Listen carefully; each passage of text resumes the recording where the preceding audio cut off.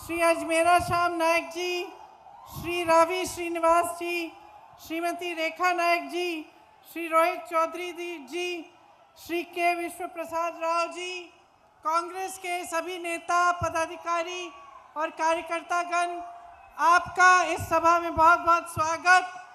मेरी प्यारी बहनों, ना प्रियता प्यारे भाइयों, प्रियమైన సోదరి సోదరి మనులారా, आज क्रिकेट का फाइनल है, फिर भी आप यहाँ आए हो।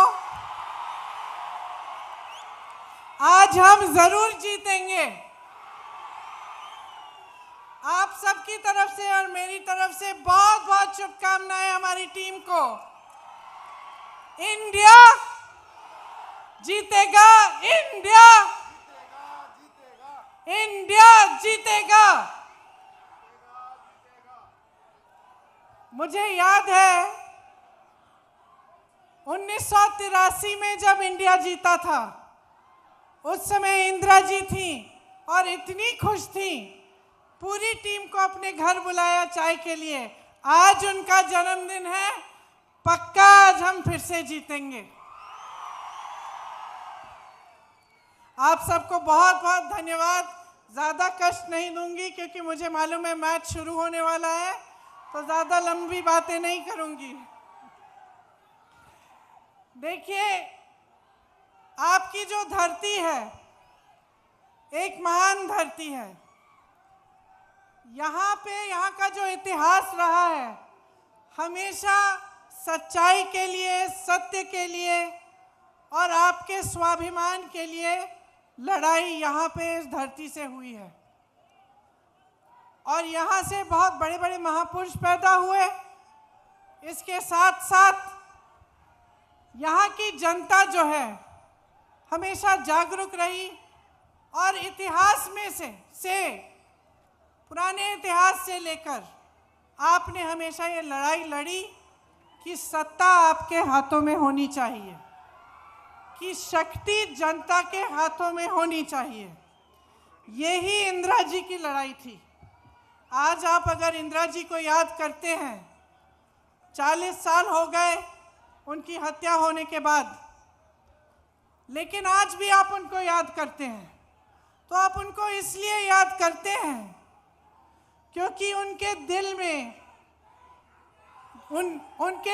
में आपके लिए बहुत श्रद्धा थी।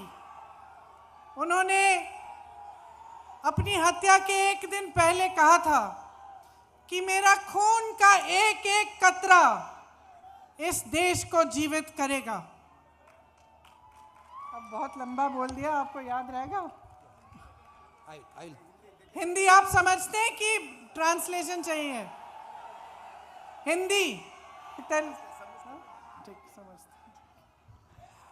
तो इंदिरा जी ने कहा था कि उनके क्या तेलुगु, ओके तेलुगु। ఇందిరాగాంధీ గారి హృదయంలో మీ అందరి గురించి ఎంతో సముచిత స్థానం ఉంది. ఎప్పుడు మీ గురించి ఆలోచించేవారు. వారు చనిపోయే ముందు చెప్పిన మాట, వారు ప్రాణాలు వదిలినప్పుడు వచ్చినటువంటి ప్రతి ఒక్క రక్తపు బొట్టు మీ గురించే త్యాగం చేస్తా అని వారు పలికేవారు.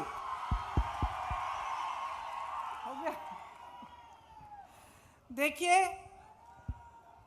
मैं कह रही थी कि इंदिरा जी आपको 40 साल बाद भी याद आती हैं। खासतौर से मेरी बहनों को मुझे मालूम है, इसलिए याद आती हैं क्योंकि उन्होंने आपके लिए दिल से काम किया।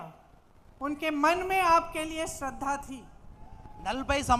ఇందిరాగాంధీ గారు మరణించి 40 సంవత్సరాలు అయినప్పటికీ కూడా ఇప్పటికీ కూడా మీ హృదయంలో ఇందిరాగాంధీ గారికి స్థానం ఉంది. ఎందుకంటే ప్రతి నిమిషం ప్రతి క్షణం మీ యొక్క బాగోగుల గురించే వాళ్ళు ఆలోచించారనే విషయం మీకు మనస్ఫూర్తిగా తెలుసు.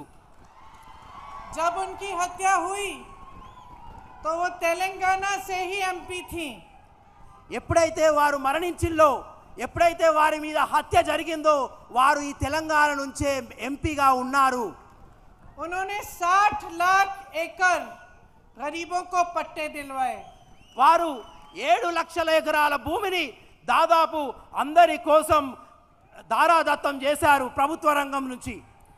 इंटीग्रेटेड ट्राइबल डेवलपमेंट एजेंसी बनाई ఒక ఇంటిగ్రేటెడ్ అన్ని వసతులతో కూడినటువంటి ట్రైబల్ వెల్ఫేర్ సొసైటీని కూడా వారు స్థాపించారు.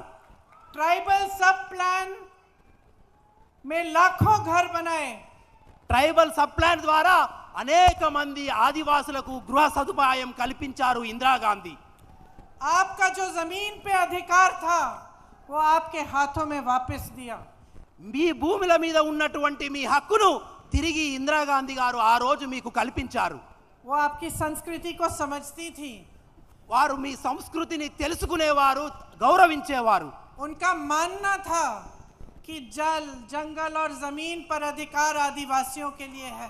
వారి మనసులో ఉన్న ఆలోచన ఏంటంటే ఈ అడవి, ఈ నేల, ఈ గాలి, ఈ నీరు అన్నిటి మీద ఆదివాసులకే పూర్తి హక్కు ఉంటుందని వాళ్ళ మనసులో ఒక దృఢమైన నిశ్చయం ఉండేది. वो हमें बताती थी कि आपकी संस्कृति कितनी महान संस्कृति है, कि किस तरह से आपकी संस्कृति और परंपरा ने आपको सिखाया कि चाहे जानवर हो, चाहे जंगल हो, चाहे जमीन हो, उसका आदर करना चाहिए. ఇందిరాగాంధీ గారు ఎప్పుడు మాకు చెప్పేవారు, మీ సంస్కృతి ఎంత గొప్పదో, మీ సంస్కృతి యొక్క గొప్పతనం ప్రకృతి ఎలా నేర్పించేదో, మీ సంస్కృతి యొక్క ప్రేమ ఈ యొక్క నేల, భూమి, గాలి, నీరు మీద ఏ విధంగా వ్యాపించి ఉందో ఇందిరాగాంధీ గారు ఎప్పుడు మాకు చెప్పేవారు. इसीलिए उनके बाद भी जो कांग्रेस की सरकारें आई उन्होंने आपके लिए काम किया. और हमारी यूपीए की सरकार में भी फॉरेस्ट राइट एक्ट लागू हुआ था. కాబట్టే ఇందిరాగాంధీ గారు ఉన్న కాంగ్రెస్ ప్రతి ప్రభుత్వంలో కూడా ఆదివాసుల గురించి ఎంతో ఆలోచించేవారు. దానితో ఉద్దేశించే ఈరోజు అటవీ సంరక్షణ చట్టం తీసుకొచ్చి మీకు ఎన్నో విధాలుగా సహాయ నిధులు అందించింది. कांग्रेस पार्टी का मूल सिद्धांत है जो महात्मा गांधी जी के समय से चला आ रहा है कि जनता की जो समस्याएं हैं, जनता की आवाज सुननी है और जनता को ही सबसे ऊपर रखना है. కాంగ్రెస్ పార్టీ మూల సిద్ధాంతమే మహాత్మా గాంధీ నుంచి నేటి వరకు వచ్చినది ఏంటంటే మనం జనం యొక్క మాట వినాలి, జనం యొక్క ఆలోచనలు తీసుకోవాలి, వాళ్ళను ఉద్దేశించే ప్రభుత్వాలు పరిపాలన నడపాలనేదే కాంగ్రెస్ పార్టీ యొక్క మూల ఉద్దేశం. तो जब तेलंगाना में आवाज उठी कि एक अपना नया प्रदेश बन रहा है और इसके लिए सैकड़ों हजारों नवयुवकों ने आंदोलन किया, तो सोनिया गांधी जी, मेरी माता जी जो उस समय कांग्रेस की अध्यक्ष थी, उन्होंने आपकी आवाज सुनी. ఎప్పుడైతే తెలంగాణ ఉద్యమం నిలువెత్తున రేకెత్తిందో అప్పుడు తెలంగాణ ఉద్యమం ఉన్నప్పుడు సోనియా గాంధీ గారు తెలంగాణ ప్రజల యొక్క ఆలోచన విన్నారు, వాళ్ళ ఉద్దేశాలను విన్నారు. అందుకే ఎంతో కష్ట నష్టమైన తెలంగాణ ప్రజల ఆలోచన ప్రకారమే తెలంగాణను ఏర్పాటు చేశారు. आपकी आवाज उठी थी कि आपको रोजगार चाहिए, आपको एक नया अपना प्रदेश चाहिए जिसमें अपना राज हो और जिसमें आपका अपना विकास हो. తెలంగాణ పట్ల మీ ఆలోచన ఏంటంటే మాకు సొంత రాష్ట్రం కావాలని, ఆ సొంత రాష్ట్రంలో మాకు ఉపాధి అవకాశాలు ఉండాలని, మా భవిత ఉండాలని అనే మీరు చెప్పిన మాటలు సోనియా గాంధీ గారు విన్నారు. आज 10 साल निकल गए हैं. ఇప్పుడు 10 తెలంగాణ వచ్చి కూడా 10 సంవత్సరాలు గడిచిపోయాయి. 10 साल से केसीआर जी की बीआरएस की सरकार चल रही है. 10 సంవత్సరాల నుండి కూడా కేసీఆర్ బీఆర్ఎస్ ప్రభుత్వం ఈ రాష్ట్రంలో నడుస్తుంది. और आप सब यहाँ बैठे हैं. మీరందరూ ఇక్కడ కూర్చొని ఉన్నారు. मैं आपसे पूछना चाहती हूँ कि क्या आपका सपना पूरा हुआ है? ఇక్కడ కూర్చున్న ప్రతి వాళ్ళతోనే అడుగుతున్నా, టీఆర్ఎస్ బీఆర్ఎస్ ప్రభుత్వం వారి మీ స్వప్నం నెరవేరిందా? यहाँ मेरे नौजवान भाई बहन बैठे हैं, क्या आपको रोजगार मिला है? ఇక్కడ ఉన్నటువంటి యువకులను, అక్క చెల్లెలను అడుగుతున్నాను, మీకు ఉపాధి దొరికిందా? क्या तेलंगाना की सरकार, मेरी बहनों, आपके लिए, आपको आगे बढ़ाने के लिए चली है? ఇక్కడ ఉన్న నా అక్క చెల్లెలను అడుగుతున్నాను, ఈ తెలంగాణలో ఉన్న ప్రభుత్వం మిమ్మల్ని ముందుకు తీసుకెళ్లడానికి, మీ పురోగతికి ఏమైనా పని చేసిందా? आपको बीआरएस की सरकार में अपने बच्चों का भविष्य उज्जवल दिखता है? టీఆర్ఎస్ ప్రభుత్వం ద్వారా మీ పిల్లల భవిష్యత్తు మెరుగుపడుతుందనే నమ్మకం మీకుందా? देखो बहनों और भाइयों, सरकार से जनता की क्या उम्मीद होनी चाहिए? అక్క చెల్లెలారా, అన్న తమ్ముళ్ళారా, మామూలుగా ప్రభుత్వం ద్వారా ఇక్కడున్న ప్రజలకు ఎటువంటి ఆలోచనలు ఉంటాయి? आपके जीवन में बहुत संकट होता है, మీ संघर्ष का जीवन है। ప్రతి జీవితంలో ఎన్నో సమస్యలు ఉంటాయి. అవే సమస్యలు మీ జీవితంలో కూడా ఉండి ఉంటాయి. मेरी बहनें सबसे ज्यादा संकटों का सामना आप ही करती हैं। ఇక్కడున్న నా అక్క చెల్లెళ్ళు అందరికన్నా ఎక్కువ సమస్యలు మీరే పడతారనే విషయం నాకు తెలుసు. समाज का बोझ उठाती हैं। సమాజంలో ఉన్న అన్ని కష్టాలు మీరే ఎక్కువ లేవనెత్తుతారు. आप अपने बच्चों की परवरिश करते हैं ताकि अपने बच्चों का भविष्य मजबूत बने। మీ పిల్లల గురించి ఎంతో తాపత్రయపడతారు. ఎందుకంటే రాబోయే రోజుల్లో మీ యొక్క పిల్లల భవిష్యత్తు చాలా బాగుండాలని మీరు ఎంతో మీ కుటుంబం గురించి కష్టపడతారు. आज गरीब से गरीब परिवार का बच्चा पढ़ा लिखा होता है। ఈ రోజు బీదాది బీదమైన కుటుంబంలో కూడా పిల్లలు చదువుకొని ఉంటున్నారు. क्योंकि गरीब से गरीब परिवार में माता पिता चाहते हैं कि हम मेहनत करेंगे, दिन रात एक करेंगे, पसीना बहाएंगे, लेकिन अपने बच्चों को जरूर पढ़ाएंगे लिखाएंगे ताकि अपने बच्चों का भविष्य मजबूत बने। ఎందుకంటే బీదాది బీదమైన కుటుంబాల పిల్లలను కూడా వాళ్ళు కష్టపడి వాళ్ళ పిల్లల్ని చదివిస్తారు. ఎందుకంటే వాళ్ళు ముందుకెళ్ళి మేము ఎంత కష్టపడ్డే సరే వాళ్ళ భావి భారతంలో బక్కల చదువుకొని ఒక ప్రయోజకులు కావాలని కోరుకుంటారు తల్లిదండ్రులు. तो सरकार से क्या आशा उम्मीद होती है कि ये जो जितनी संकटों का सामना आप करते हैं, जितना संघर्ष से भरा आपका जीवन है, उसमें सरकार की तरफ से आपकी सहायता हो और आपको मौके मिले। रोजगार का मौका मिला, छोटा मोटा आपको कारोबार या बिजनेस शुरू करना है, उसके लिए मदद मिले, सहायता मिले, आपको मौका मिले। बहनों की शिक्षा के लिए मौके मिले, रोजगार के लिए मौके मिले। यही आपकी उम्मीद होती है सरकार से कि हम संघर्ष करेंगे, हम पूरी तरह से मेहनत करेंगे, ईमानदारी से अपना काम करेंगे, लेकिन हम भी चाहते हैं कि हमारी सरकार ईमानदारी से हमारे लिए काम करे और जो वोट हमने सरकार को दिया है उसको जिम्मेदारी से अपना कर्तव्य वो सरकार निभाए और हमारे प्रति हमारे भविष्य के लिए काम करे। यह उम्मीद रखते हैं आप?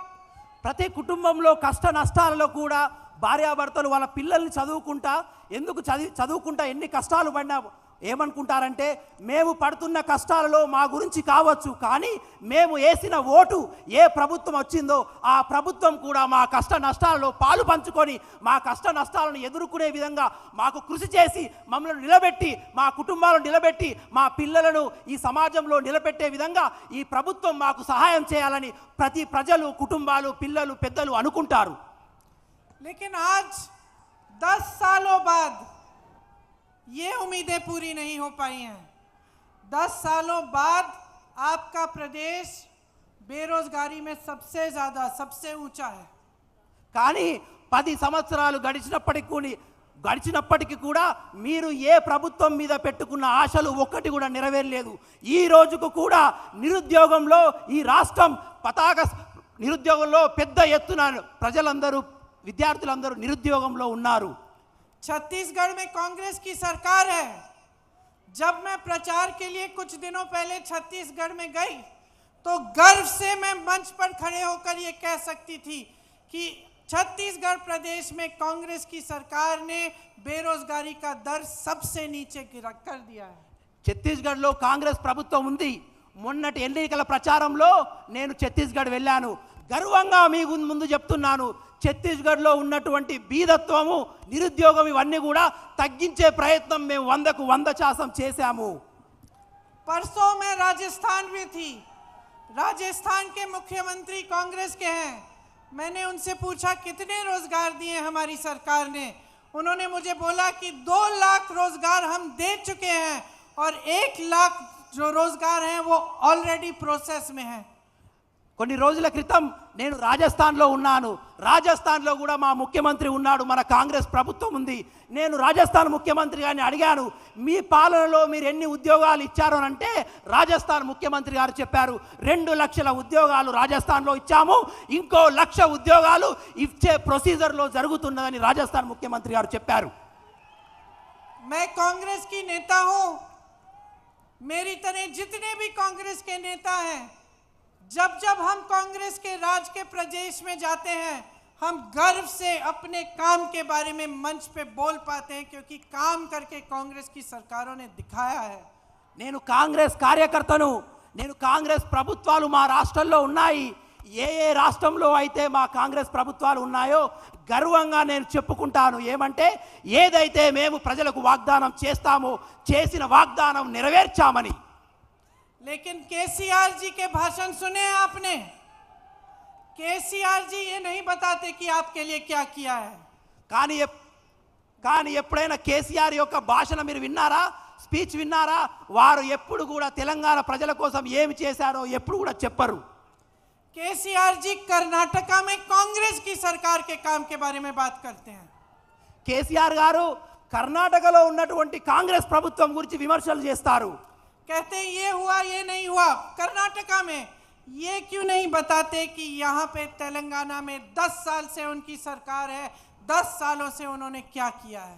కర్ణాటకలో ఉన్నటువంటి కాంగ్రెస్ ప్రభుత్వం మీద కేసీఆర్ గారు విమర్శలు చేస్తూ ఇది జరిగింది, ఇది జరగలేదు, ఇది మీరు తప్పు చేశారని చెప్తారు. కానీ ఎప్పుడైనా ఈ 10 సంవత్సరాల్లో తెలంగాణ ప్రజలకు కేసీఆర్ ఏం చేశాడో ఎప్పుడైనా చెప్పాడా? रोजगार देने का वादा किया था, रोजगार नहीं दिए. ఉద్యోగాలు ఇస్తాననే వాగ్దానం చేశారు కేసీఆర్ గారు. ఎవరికైనా ఉద్యోగాలు ఇచ్చారా? लाखों एकड़ जमीन बांटने का वादा किया था. क्या लाखों एकड़ आपको जमीन मिली है? లక్షలాది భూములు ఇప్పిస్తానని వాగ్దానం చేశాడు. ఇక్కడ ఉన్న వారికి ఎవరికైనా భూములు ఇచ్చాడా? सिर्फ बड़े बड़े अमीर लोगों के लिए इनकी सरकार चली है. కేవలం ధనవంతులకు పెద్ద పెద్ద మనుషుల గురించే ఈ కేసీఆర్ బీఆర్ఎస్ యొక్క పాలన సాగుతుంది. आपको बेरोजगारी का भत्ता देने की बात थी. क्या आपको बेरोजगारी का भत्ता मिलता है? మీ అందరికీ గత ఎన్నికల్లో నిరుద్యోగ భృతి ఇస్తాని వాగ్దానం చేశాడు. ఎవరైనా నిరుద్యోగులకు నిరుద్యోగ భృతి ఇచ్చాడా? आप मेहनत करते हो मेरे नौजवान भाइयों बहनों, मेहनत करते हो. आपके पिता माता प्राइवेट में ट्यूशन की फीस भरते हैं कि आप भर्ती की परीक्षाएं करेंगे. फिर क्या होता है? परीक्षाओं में पेपर लीक हो जाता है. टीएसपीएससी का एग्ज़ाम आपने देखा, पेपर लीक हो जाता है, आपका भविष्य खत्म. और घोटाले पे घोटाले होते हैं आपके प्रदेश में. ఇక్కడ ఉన్నటువంటి యువకులు అక్కా చెల్లెళ్ళు మీరెంతో కష్టపడతారు. ఒక ఉద్యోగం సాధించాలని పొద్దున పగలు కష్టపడి చదువుతారు. అక్కడ ఉన్నటువంటి టీఎస్పీఎస్ మాత్రం మీరు చదువుకున్నాక పరీక్ష రాసినాక ఆ పేపర్ లీక్ అవుతుంది, స్కాములు జరుగుతాయి, మీరు రాసిన ఆ కష్టమంతా నేలపాలవుతుంది. कितनी मेहनत करते हैं बच्चे परीक्षाओं के लिए, एग्जाम्स के लिए. मेरे 2 बच्चे हैं, एक 23 साल का है, एक 21 साल की है. जब मैंने देखा कितना परिश्रम करते हैं एग्ज़ाम की समय, और घबराहट होती है, टेंशन होता है. पूरा परिवार भी उनको मदद करने की हम लोग कोशिश करते हैं कि बेटा ये पढ़ लो, ऐसे कर लो. तो सब इतनी मेहनत, इतना टेंशन, और इसलिए कि कोई घोटाला हो जाए, पेपर लीक हो जाए और अपना भविष्य ही खराब हो जाए. పరీక్షల సమయంలో ఇక్కడున్న విద్యార్థులు ఎంత కష్టపడతారో నాకు తెలుసు. నాకు కూడా 2 పిల్లలు ఉన్నారు. వాళ్ళు కూడా పరీక్ష టైంలో ఎంతో కష్టపడతారు. ఒక తల్లిగా నేను ఎంతో సహాయం చేయాలని వాళ్ళకు తోడ్పాటిస్తాను. కానీ మీరు కష్టపడి రాసి పరీక్షలు ఒక పేపర్ లీక్ ద్వారా మీకు మోసం జరిగితే మీరు ఎంత మనస్తాపానికి గురవుతారు, ఎంత అన్యాయానికి గురి అవుతారు అనే విషయాన్ని మేడం వ్యక్తం చేస్తున్నారు. हम चाहते हैं कि अगर हमारी सरकार आएगी तो एक जॉब कैलेंडर बनाएंगे. उसमें कौन सी दिन आपकी परीक्षा है, कौन सी दिन आपका रिजल्ट निकलेगा, कौन से दिन भर्ती की लिस्ट निकलेगी, कौन से दिन नियुक्तियां होंगी, ये सब हम पहले से तय करना चाहते हैं. మేము కాంగ్రెస్ ప్రభుత్వం వచ్చాక మేము ఒక జాబ్ క్యాలెండర్ను విడుదల చేస్తాము. ఈ సంవత్సరంలో ఏ రోజున పరీక్ష ఉంది, ఏ పరీక్ష రాయాలి, ఆ పరీక్ష యొక్క రిజల్ట్స్ ఏ రోజున వస్తాయి, రిజల్ట్లో ఉత్తీర్ణైన వారికి ఎటువంటి ఉద్యోగాలు ఇస్తామనేది ఒక సంవత్సరపు క్యాలెండర్ని కాంగ్రెస్ పార్టీ ముందే విడుదల చేస్తుంది. ताकि इस कैलेंडर के तहत ही ये काम हो और ये जो टेंशन है, घबराहट है, थोड़ी कम हो जाए. और अगर उस समय जिस समय ये कैलेंडर में डेट लिखा है उस समय न हो ये चीज़ें, तो उन पे कार्रवाई हो पाए. ఈ క్యాలెండర్ తేవడం యొక్క ముఖ్య ఉద్దేశం అంటే క్యాలెండర్ యొక్క తారీఖులు అనుసరించి విద్యార్థులు ఎటువంటి స్ట్రెస్ కానీ టెన్షన్ లేకుండా జాగ్రత్తగా ప్రిపేర్ అయ్యి వాటి అనుగుణంగాటువంటి విద్యాభ్యాసానికి తయారై పరీక్షలు ఉత్తీర్ణమయ్యే అవకాశాలు ఉంటాయి. हमारा प्रयास है कि जैसे राजस्थान में 2 लाख रोजगार दिलवाए, उसी तरह तेलंगाना में भी हम 2 लाख रोजगार दिलवाएंगे। మా ప్రయత్నం మా కృషి ఏందంటే ఏ విధంగానైతే రాజస్థాన్లో 2 లక్షల ఉద్యోగాలు మేము ఇచ్చామో తెలంగాణలో కూడా యువకులకు నిరుద్యోగులకు ఆ 2 లక్షల ఉద్యోగాలు ఇవ్వాలనేదే మా కోరిక। और जो तेलंगाना आंदोलन में नौजवान शहीद हुए थे उनके परिवारों में कम से कम एक रोजगार उनके सम्मान के लिए और उनके बलिदान के सम्मान में दिया जाएगा। తెలంగాణ ఉద్యమంలో ఎవరైతే ప్రాణత్యాగం చేశారో వాళ్ళ ప్రాణత్యాగానికి చిహ్నంగా వాళ్ళ ప్రాణత్యాగానికి గుర్తింపుగా వాళ్ళ ఇంట్లో కనీసం ఒక్కరికైనా ప్రభుత్వ ఉద్యోగం ఇవ్వాలనేది కాంగ్రెస్ పార్టీ యొక్క ఉద్దేశం। आज मेरे भाइयों, पूरे देश में किसान परेशान है। जहाँ जहाँ कांग्रेस की सरकार है, हमने किसानों को जो केंद्र सरकार की नीतियां हैं उससे बचाने की कोशिश की है। ప్రజలారా ఈ రోజు దేశమంతా రైతులు ఎంతో కష్టపడుతున్నారు, ఎన్నో కష్టాలలో ఉన్నారు। కానీ ఎక్కడెక్కడ రాష్ట్రాలలో అయితే కాంగ్రెస్ ప్రభుత్వం ఉందో ఆ రాష్ట్రాలలో ఉన్న రైతులను కాపాడుకోవడానికి మా సాయశక్తులా మేము ప్రయత్నిస్తున్నాము। छत्तीसगढ़ में, राजस्थान में हमारी सरकार है, वहाँ हमने किसानों के कर्ज माफ किए हैं। ఛత్తీస్గఢ్లో రాజస్థాన్లో కాంగ్రెస్ ప్రభుత్వం ఉంది కాబట్టి అక్కడ ఉన్నటువంటి రుణమాఫీని మేము పూర్తిగా తీసేశాము, తొలగించాము। यहाँ भी हम 2 लाख रुपए तक फसल ऋण माफ करेंगे। ఇక్కడ కూడా మేము రైతులు చేసేటువంటి అప్పులను పూర్తిగా తీసేస్తాము। और जो बात बीआरएस ने की थी कि कृषि ऋण माफ करने की, लेकिन उन्होंने की नहीं, वो हम आपको करके दिखाएंगे। ఏదైతే బీఆర్ఎస్ ఈ యొక్క వ్యవసాయ రుణమాఫీ చేస్తా అని మాట తప్పిందో అది మేము తప్పకుండా ఈ యొక్క రైతుల యొక్క రుణాలను, బ్యాంకులో ఉన్న రుణాలను మొత్తం మాఫీ చేసి మేము చేసి చూపిస్తాము।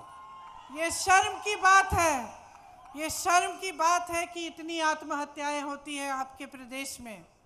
शर्म की बात है कि किसान आज तरस रहा है। केंद्र की सरकार की नीतियां ऐसी हैं कि महंगाई बढ़ती चली जा रही है। पेट्रोल डीजल महंगा है, हर चीज़ पे, ट्रैक्टर पे, हर चीज़ पे जीएसटी है। किसान अपनी खेती से कमा नहीं पा रहा है। जहां कांग्रेस की सरकारें हैं, किसान अभी भी खुशहाल है।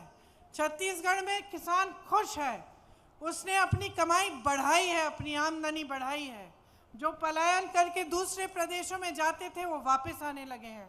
हम भी चाहते हैं कि तेलंगाना के किसानों की कमाई और बढ़े। మనం ఈ ప్రభుత్వాలు సిగ్గుపడాలి। రోజు రోజుకు రైతులను కష్టాల పాలు చేస్తున్నారు। దేశంలో ఉన్నటువంటి రైతు చట్టాల ద్వారా, రాష్ట్రంలో ఉన్నటువంటి అనేక రాష్ట్ర సర్కారు చేసే చట్టాల ద్వారా రైతులు రోజు రోజుకు ఆత్మహత్యలు పెరుగుతున్నాయి। వాళ్ళు అప్పుల పాలవుతున్నారు। వాళ్ళు కొనుగోలు చేసేటువంటి ట్రాక్టర్ల మీద, వాళ్ళు చేసేటటువంటి ఫెర్టిలైజర్స్ మీద జిఎస్టీ 2 3 అవుతుంది। కానీ ఎక్కడైతే కాంగ్రెస్ ప్రభుత్వం ఉందో ఆ రాష్ట్రాల్లో రైతులు చాలా సుఖ సంతోషంగా ఉన్నారు। మేమున్న రాష్ట్రాల్లో రైతులు రాష్ట్రం వదిలి వెళ్ళిపోయిన వారు మేము రాష్ట్ర ప్రభుత్వం చేపట్టాక తిరిగి ఆ రైతులు తిరిగి ఆ రాష్ట్రాలకు వస్తున్నారు। इसी बात को मन में रखते हुए हम आपको एमएसपी की गारंटी देते हैं। ఇదే విషయాన్ని దృష్టిలో ఉంచుకొని మీకు కనీస మద్దతు ధర అనేది మేము మీకు వాగ్దానం చేస్తున్నాము।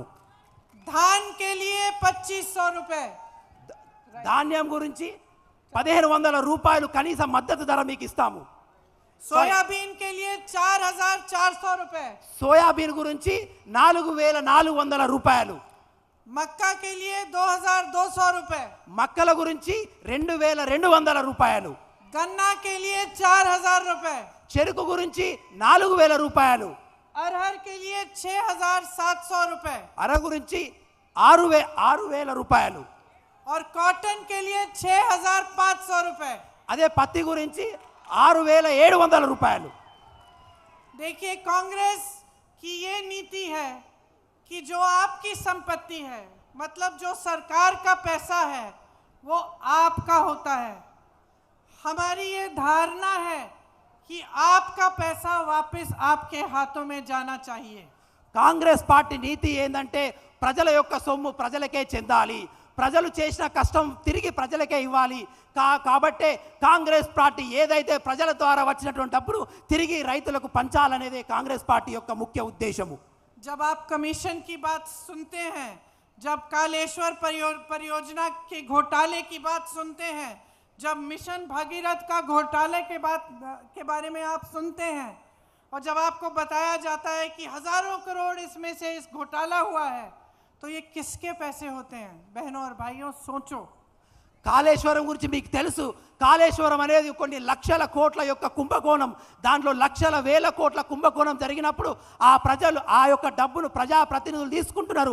ఆ డబ్బు ఎవరిదో ప్రజలు మీరు అందరూ ఒకసారి ఆలోచించాలి. जब इन परियोजनाओं में काम ठीक से नहीं होता, लेकिन खूब सारे पैसे लगते हैं क्योंकि कोई चोरी कर रहा है, तो ये चोरी आपसे हो रही है बहनों और भाइयों।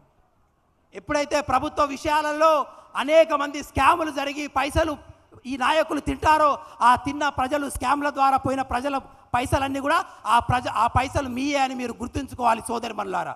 जब सरकार का SC/ST फंड का पैसा SC/ST के समाज को मदद करने में नहीं, लेकिन किसी के जेब में जाता है या किसी और योजना में चले जाता है, तो ये आपसे चोरी है बहनों और भाइयों।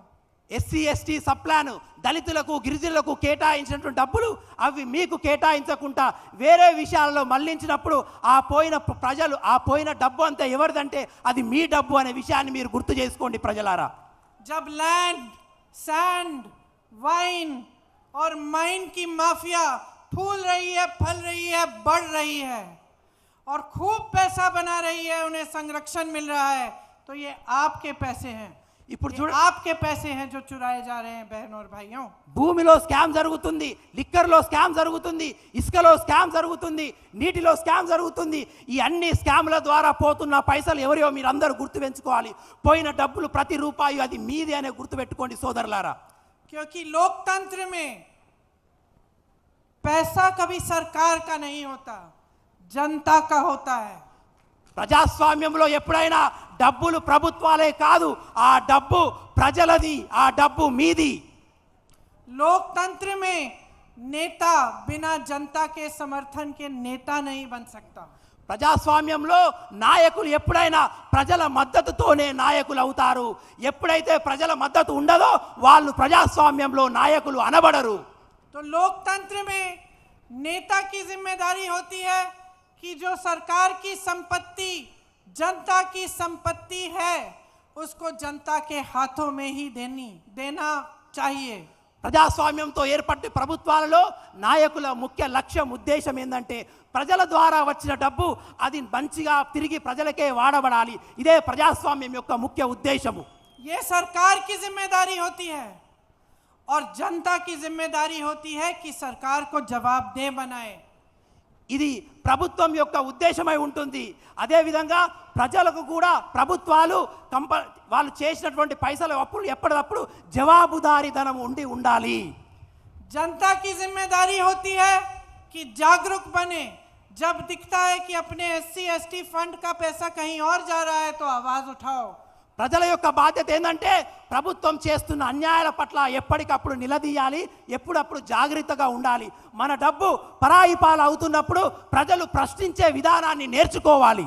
जब पता चलता है कि 10 सालों में एक के बाद एक घोटाला हो रहा है, तो जागरूक बन जाओ, समझ जाओ कि ये आपके पैसे चुराए जा रहे हैं और ये सरकार ठीक ढंग से आपके लिए काम नहीं कर रही है। 10 సంవత్సరాల ఒక స్కామ్ తర్వాత ఒకటి జరుగుతుందంటే గుర్తుంచుకోండి, ప్రభుత్వాలు మీ పైసలు తింటున్నారు, మీ పైసలే అన్యాయం అవుతున్నాయి. కాబట్టి మీరందరూ మేలుకొనాలి.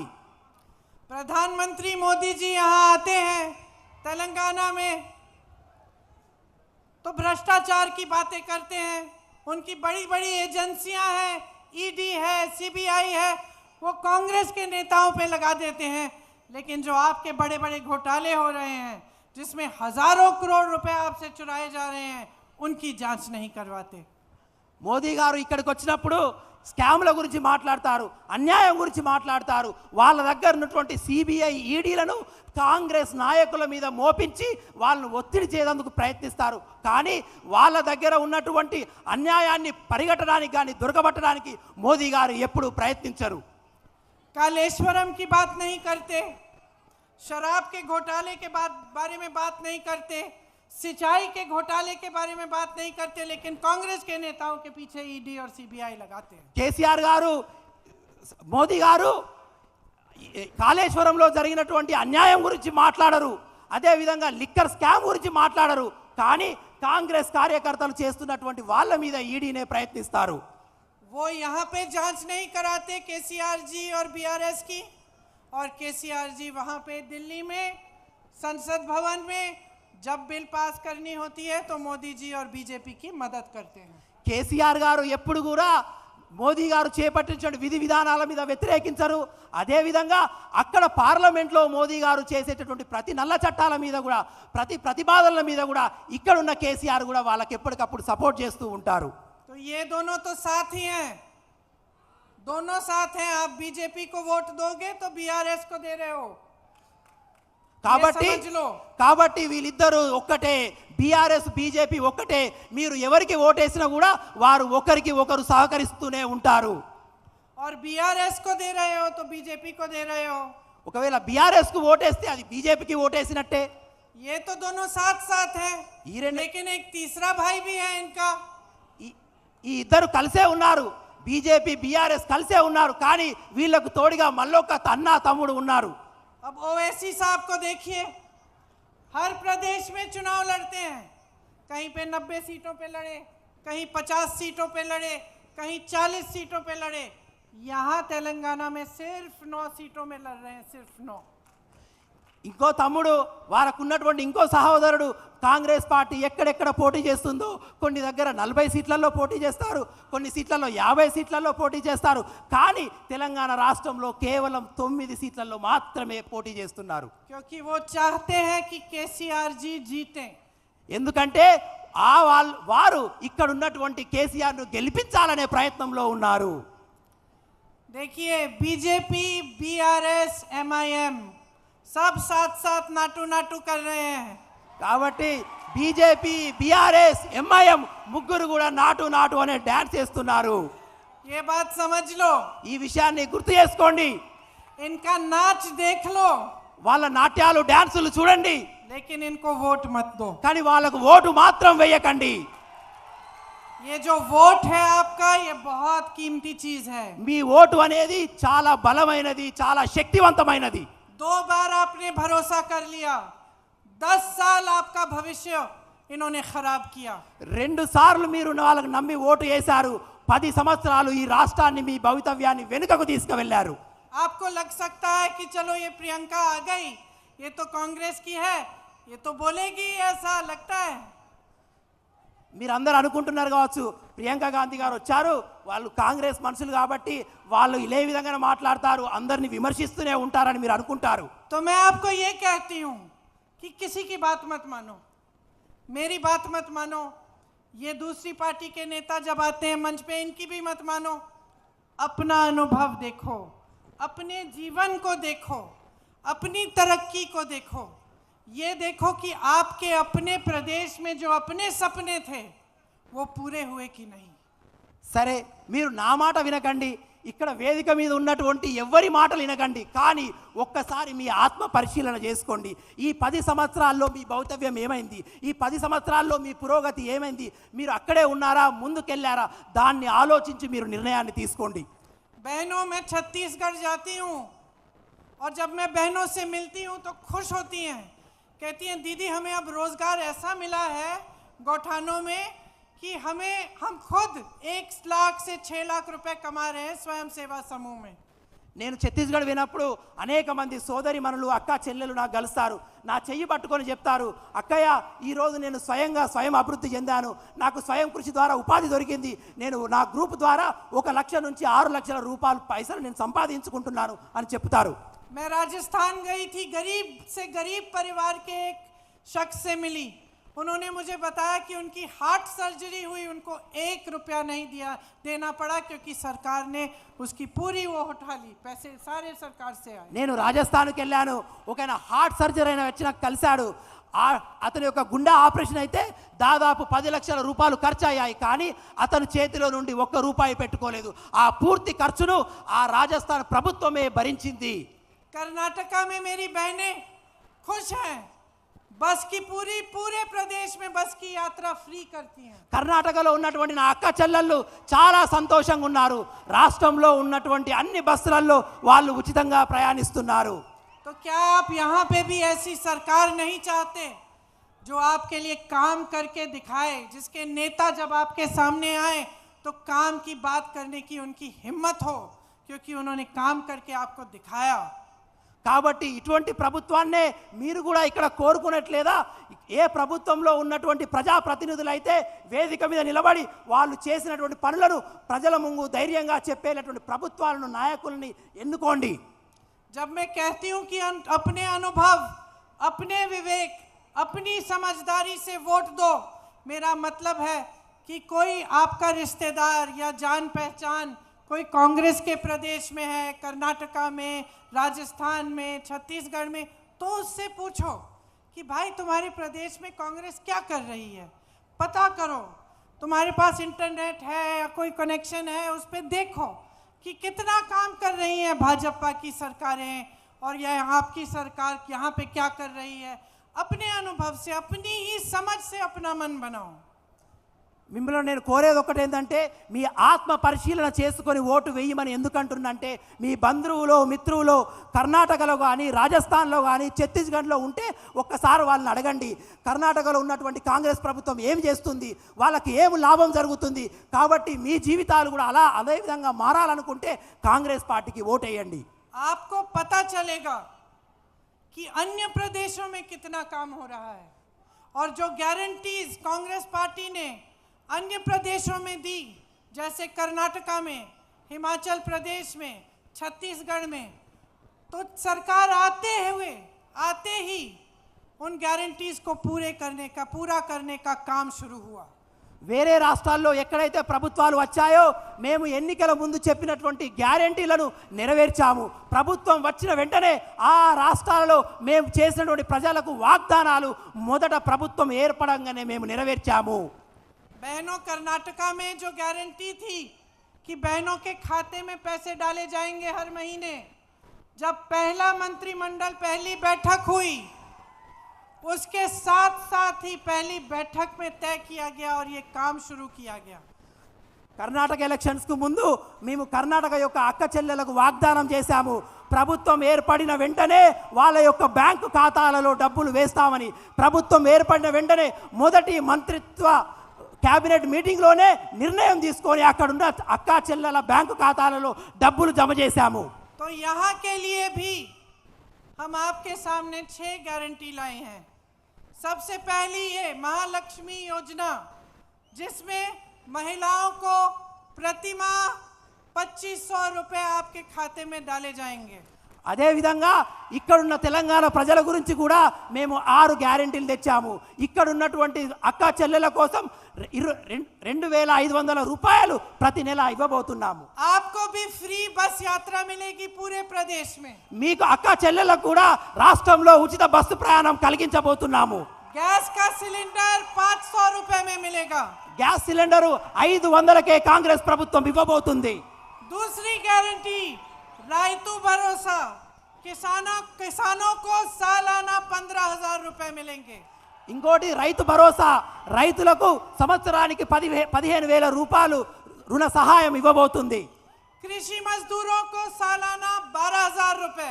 వ్యవసాయ కూలీలకు 12,000 ఇవ్వబోతున్నాము.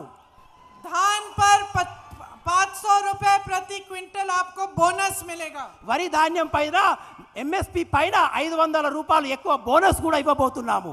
तीसरी गारंटी गृह ज्योति, जिसमें 200 यूनिट बिजली सबको फ्री मिलेगी। గృహజ్యోతి ద్వారా ప్రతి ఇంటికి 200 యూనిట్ల ఉచిత విద్యుత్ ఇవ్వబోతున్నాము.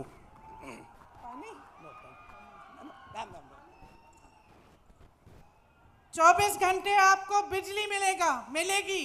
24 वादा कांग्रेस करती है। 24 గంటల మీకు ఉచిత విద్యుత్ కూడా ఇవ్వబోతున్నాము.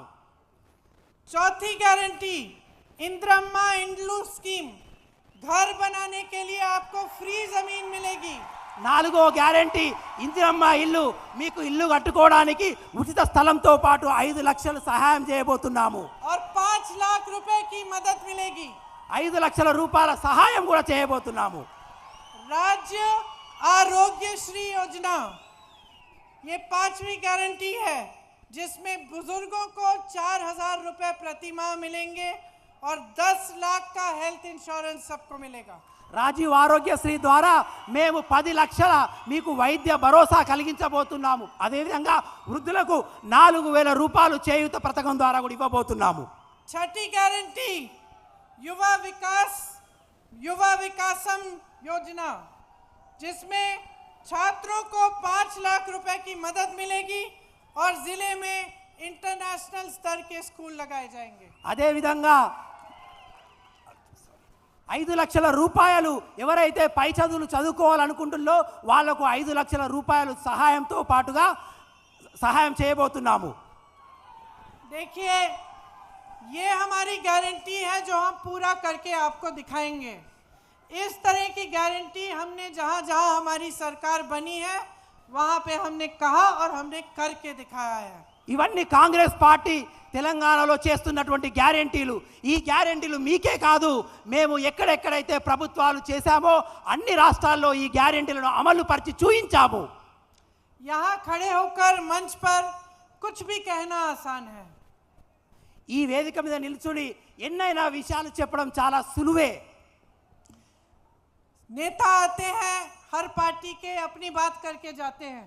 అనేక పార్టీల నుండి అనేక నేతలు వస్తారు, వాళ్ళకు తోచిన ఎన్నో విషయాలు చెప్పిపోతారు. भरोसा आप कैसे करेंगे कि ये जो कांग्रेस के नेता कह रहे हैं ये सच है, या फिर भाजपा के नेता जो कह रहे हैं वो झूठ है? आपको भरोसा कैसे होगा? కానీ కాంగ్రెస్ పార్టీ చెప్పిన విషయాల్లో ఏది నమ్మాలి, బీజేపీ వాళ్ళు చెప్పిన విషయాల్లో ఏది నమ్మాలి అనే విషయాల్ని మీరు ఏ విధంగా వ్యక్తపరచుకుంటారు, ఏ విధంగా భరోసా చేస్తారు? भरोसा तभी होगा, समझ तभी होगी जब आप जागरूक बनेंगे. భరోసా ఎప్పుడు వస్తుందంటే, నమ్మకం ఎప్పుడు వస్తుందైతే మీరు జాగృతులు అయినప్పుడు మాత్రమే ఈ విషయాలన్నీ తెలుస్తాయి. जिस तरह से विराट बैटिंग करते हैं ना, ఏ విధంగా అయితే విరాట్ కోహ్లీ బ్యాటింగ్ చేస్తారో एकदम ध्यान से बॉल आ रहा है, बॉल से आंख नहीं उठाते. బాల్ వస్తుంటే బాల్నే కేవలం ఏక దృష్టితో విరాట్ కోహ్లీ చూస్తాడు. तभी तो छक्के मार सकते हैं, అప్పుడే 6 కొడతాడు. है ना? उसी तरह से अपनी आदत बना लो, अपनी आदत बना लो कि विकास से, अपने भविष्य से आपको जो चाहिए सरकार से, उससे अपना ध्यान नहीं हटना चाहिए. అదే విధంగా మీరు కూడా ఏకాగ్రతతో ఉండండి. అభివృద్ధి గురించి, వికాసం గురించి ఎవరైతే పాటుపడతారో వాళ్ళను ఏక దృష్టితో చూడండి, వాళ్ళను ఒకే దృష్టితో చూడండి. अपना ध्यान इतना केंद्रित कर लो अपने विकास पे कि कोई भी नेता हिम्मत ना करे आपके सामने आने का, अगर आपके लिए काम नहीं किया उसने. మీ ఆలోచన ఎంత పకడ్బందీగా ఉండాలంటే మీ ఆలోచన ఎప్పుడు మీ యొక్క అభివృద్ధి పట్ల ఏకాగ్రతమై ఉండాలి. మీ అభివృద్ధి పట్ల మీరు ఏకాగ్రతమై ఉన్నప్పుడే ఎవరైతే మీ అభివృద్ధికి పాటుపడని నాయకులు మీ ముందట వచ్చి మాట్లాడే ధైర్యం కూడా చేయరు. नेताओं की और राजनीतिक दलों की आदत मत बिगाड़ो. నాయకులది అదే విధంగా రాజకీయాల नहीं बिगाड़ो, क्योंकि अब काफी समय से एक ऐसी राजनीति चल रही है हमारे देश में, आपके भी प्रदेश में, जिसकी आदत बिगड़ी हुई है. రాజకీయ వ్యవస్థ రోజు రోజుకి కృషించిపోయింది. కాబట్టి అటువంటి కృషించిపోయిన రాజకీయ వ్యవస్థ పట్ల మీరు ఎప్పుడు అప్రమత్తంగా ఉండాలి. वो विकास की बात नहीं करते, आपकी भलाई की बात नहीं करते, जो आपकी समस्याएं हैं उनकी बात नहीं करते, उनको सुलझाने की बात नहीं करते. ఈ రాజకీయ వ్యవస్థ ఎంత క్షీణించిపోయిందంటే వాళ్ళు మీ యొక్క అభివృద్ధి గురించి పాటుపడరు, మీ యొక్క ఆలోచనల గురించి పాటుపడరు, ఈ దేశ పురోగతి గురించి అస్సలే ఆలోచించరు. कोई धर्म की बात करता है, कोई कर्नाटका की बात करता है, कोई इधर उधर की कोई और बात करता है. आपने आदत बिगाड़ दी है. अब आदत ठीक करने का समय आ गया है. अब समय आ गया है कि तेलंगाना की जनता पूछे कि 10 सालों में जब आपने कुछ नहीं किया हमारे लिए, तो 5 सालों में आप क्या करके दिखाओगे? ఆ నాయకులు ఏం చేస్తారంటే మీ అభివృద్ధి గురించి మాట్లాడరు. వాళ్ళు ధర్మం గురించి మాట్లాడతారు, మతం గురించి మాట్లాడతారు, కులం గురించి మాట్లాడతారు, కర్ణాటకం గురించి మాట్లాడతారు. కాబట్టి అటువంటి ఆలోచనల పట్ల మీరు అప్రమత్తంగా ఉండండి. ఎవరైతే మీ యొక్క అభివృద్ధికి పాటుపడతారో వాళ్ళపైన మీ దృష్టిని కేటాయించండి. समय आ गया है कि जिन नौजवानों ने तेलंगाना के लिए, प्रदेश को बनाने के लिए, आपकी आज़ादी और स्वराज्य के लिए अपनी जान दी, आंदोलन किया, उनका सम्मान बना रहे. మీరు ఇప్పుడు ఆలోచించిన విషయమే ఏ విషయం ఆలోచించాలంటే తెలంగాణ పురోగతి గురించి. ఎవరైతే వీర మరణాలు పొందారో, తెలంగాణ త్యాగంలో ఎవరైతే ప్రాణాలు వదిలేశారో వాళ్ళ ఆలోచన ఏంది, వాళ్ళ ఉద్దేశాలు ఏంది, వాటి గురించి మీరు ఆలోచించవలసిన అవసరం వచ్చింది. समय आ गया है कि उनके सपने और आपके सपने साकार हों. సమయం వచ్చేసింది. ఆ యొక్క ప్రాణత్యాగం చేసిన తెలంగాణ అమరవీరుల యొక్క ఆలోచనలు, మీ ఆలోచనలు నెరవేర్చుకునే సమయం వచ్చేసింది. आपने बहुत देख लिया, बहुत वादे सुन लिए, बहुत घोषणाएं सुन ली, लेकिन आपने काम नहीं देखा जमीन पे. ఇప్పటివరకే మీరు చాలా మాటలు విన్నారు, చాలా మంది వాగ్దానాలు విన్నారు, కానీ ఏది కూడా మీ దగ్గర అవి నిజం కాలేదు, అవి మీ అభివృద్ధికి తోడ్పడలేదు. कुछ दिनों में आप एक बहुत बड़ी जिम्मेदारी निभाने जा रहे हैं. కొన్ని రోజుల్లో మీరు ఒక గొప్ప బాధ్యతను స్వీకరించబోతున్నారు. आपका अपने भविष्य के प्रति और उन सब नौजवानों के प्रति जिन्होंने बलिदान दिया तेलंगाना के लिए, उनके प्रति आपका कर्तव्य बनता है कि आप सोच समझकर जागरूक बनकर अपना वोट डालें. రాబోయే రోజుల్లో మీకున్నటువంటి ఆ గొప్ప బాధ్యత ఏదంటే తెలంగాణ ఉద్యమంలో వీరులైనటువంటి ఉద్యమకారుల యొక్క స్ఫూర్తికి అనుగుణంగా, వాళ్ళ ఆలోచనలకు అనుగుణంగా, ఈ తెలంగాణ యొక్క అభివృద్ధికి అనుగుణంగా మీరు ఓటు వేయాలనే బాధ్యతను మీరు నెరవేర్చబోతున్నారు. इंदिरा जी कहती थी कि लोकतंत्र में पब्लिक, जनता से बड़ा कोई नहीं है. ఇందిరాగాంధీ గారు అనేవారు, ప్రజాస్వామ్యంలో ప్రజలను మించిన వారు ఎవ్వరూ లేరు అని. वो जनता के विवेक में भरोसा रखती थी. వారు ఇందిరాగాంధీ గారు ప్రజల యొక్క ఆలోచన పట్లనే చాలా గౌరవించేవారు. जब चुनाव हारी, दुख हुआ उनको, लेकिन उन्होंने कभी ये नहीं कहा कि जनता ने गलत किया. ఎన్నికల్లో ఇందిరాగాంధీ గారు ఓడిపోయినప్పుడు ఆ ఓటమిని వారు అంగీకరించారు. కానీ ఏ రోజు కూడా ప్రజలు ఓడగొట్టారు, ప్రజలు తప్పు చేశారని ఇందిరాగాంధీ గారు ఎప్పుడూ అనలేదు. उल्टा उन्होंने ये कहा कि मुझसे कुछ गलती हो गई होगी. దానితో పాటుగా ఇది అన్నారు, నేను చేసింది ఏమైనా తప్పు అయి ఉండొచ్చు కాబట్టే నేను ఓటమయ్యాను, కానీ ప్రజలను ఎప్పుడు ఇందిరాగాంధీ గారు తప్పు పట్టలేదు. और जनता मुझे सिखा रही है. ప్రజలు నాకు నేర్పిస్తున్నారనే విషయాన్ని ఇందిరాగాంధీ గారు వ్యక్తపరిచేవారు. तो अब समय आ गया है बहनों और भाइयों, ये जो 10 सालों से गलतियां चली आ रही हैं, 10 सालों से आपका शोषण हो रहा है, आप इसको बंद कराइए, बदलाव लाइए, एक नई सरकार लाइए अपने प्रदेश में जो दिन रात एक करके आपके लिए काम करे.